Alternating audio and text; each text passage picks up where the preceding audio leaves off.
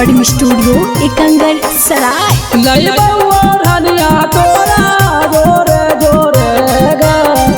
लाई बावर है बहु तोरा भोरे भोरे गा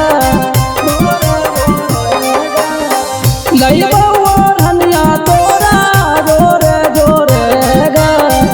लाई बावर है बहु तोरा भोरे भोरे गा अगर मान लिया हमरा के सजा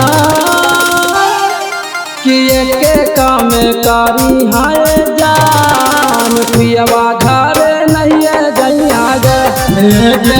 के काम कारी हाय जान पिया घर नहीं गैया गे पियवा घर नहीं गैया गे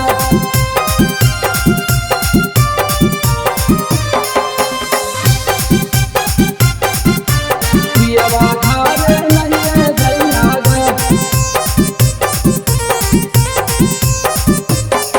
तोरा दिल में बसैलिया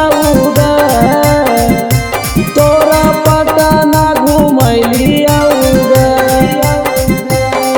तोरा सोचल सपना माते सबे माटी में मिलैली बहुगे अगर मान लिया हमरे के सजा किए के काम कारी हाय जान पियवा घर नहीं गैया के काम कारी हाय जान पिया घर नहीं गैया गे पियवा घर नहीं गैया पियवा घर नहीं गैया इसका रिकॉर्डिंग स्टूडियो एकंगर सराय। तोरा पागल बनावे के तोहू पागल समझिया रे तोरा पागल बनावे के तोहू पागल समझिया रे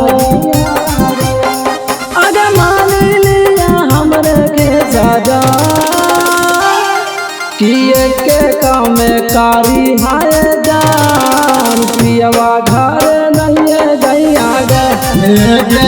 के काम कारी हाय जान पिया घर नहीं गैया गे इसका रिकॉर्डिंग स्टूडियो एकंगर सराय।